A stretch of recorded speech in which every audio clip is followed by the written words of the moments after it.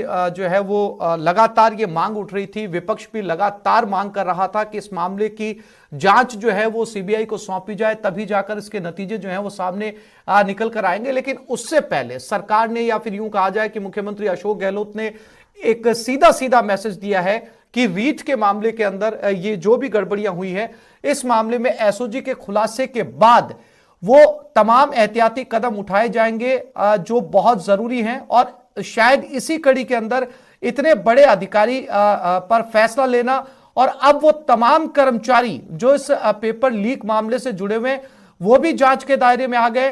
अगर कर्मचारियों की जांच के अंदर कितने कर्मचारी इसमें पाए जाते हैं तो एक एक करके वो लोग भी जो है अब उनके नाम भी सामने आने वाले हैं जांच में। चंद्रशेखर, मैं डीपी जारौली उनसे पहले सीधे तौर पर बात करेंगे जी। सर, किस तरह के आदेश यदि आपको मिले हैं रात में? अभी तक मुझे कोई आदेश नहीं मिले हैं, इसलिए मैं आदेश की प्रतीक्षा में हूं। जब आदेश मिलेगा तो आदेश के अनुसार कार्रवाई करूंगा। आपकी भूमिका को भी संदिग्ध माना गया है पूरे मामले के अंदर। मुख्यमंत्री अशोक गहलोत ने आपकी चंद्रशेखर, इन्होंने कहा आदेश मिलने के बाद ये कार्रवाई करेंगे। ये क्या कार्रवाई करेंगे आदेश मिलने के बाद? चंद्रशेखर, इनसे पूछिए।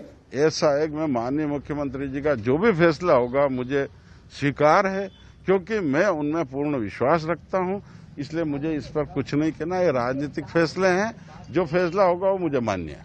राजनीतिक नियुक्ति भी आपको दी गई थी, उस समय भी राजनीति की बात होती थी, लेकिन आज जब सरकार ने आपको बर्खास्त किया है तो आप सरकार पर आरोप लगा रहे हैं इस तरह के कि ये सरकार राजनीतिक नहीं, मैं सरकार पे कोई आरोप नहीं लगा रहा हूं, क्योंकि सरकार का जो भी फैसला होगा वो मुझे मंजूर है। अब तक एसओजी ने आपसे किस तरह की जो जानकारियां हैं वो ली हैं, और जांच जो है वो किस दिशा में आगे बढ़ी? एसओजी जिस दिन पेपर आउट हुआ, पहली गिरफ्तारी के बाद भी आए तो बच्चों के डिटेल लेते हैं, जो भी उनको जरूरत होती है इनपुट की वो देने का मैंने सदैव प्रयास किया और आगे भी करूंगा।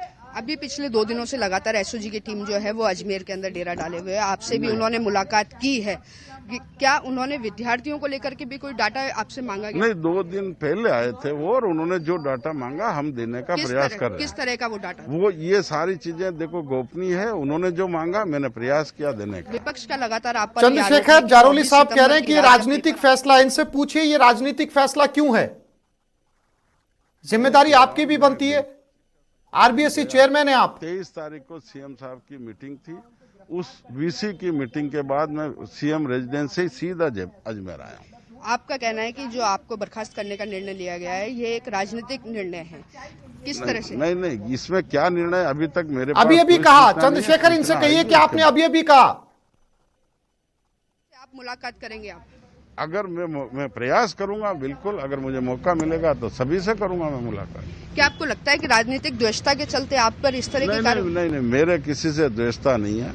जो फैसला होगा वो सर्वमान्य है, और मैं शिक्षक रहा हूँ, इसलिए शिक्षक की भांति कार्य करूंगा। धन्यवाद। सबसे बड़ी एक आखिरी सवाल और कि पूरे मामले को लेकर के ये सामने आ रहा है कि आपने जो रिटायर्ड अधिकारी हैं, बोर्ड के हैं या प्राइवेट संस्थान के हैं, उन्हें भी पूरी परीक्षा के अंदर शामिल किया, क्या उन्हें शामिल किया जाना चाहिए था? ऐसा है कि शामिल करने का मैंने पहली बार नहीं किया।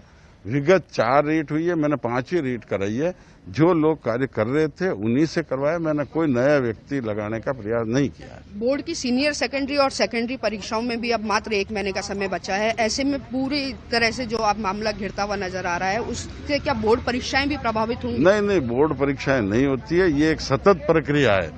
चाहे कोई व्यक्ति रहे नहीं रहे, कार्यवाही सब कार्य होता है, वो सुचारू रूप से होगा, क्योंकि उसकी तैयारियां पूर्ण है।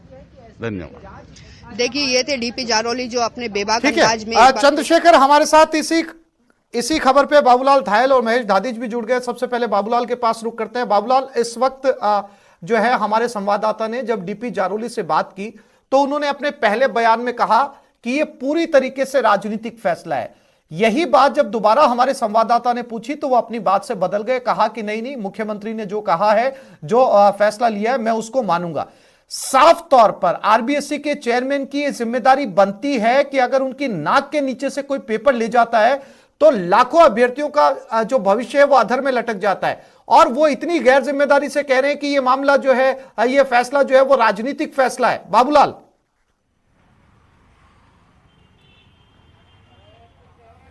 बिल्कुल, डीपी जारौली जो है वो संदेह के घेरे में हैं, तभी तो सरकार ने उनको टर्मिनेट करने का फैसला लिया है।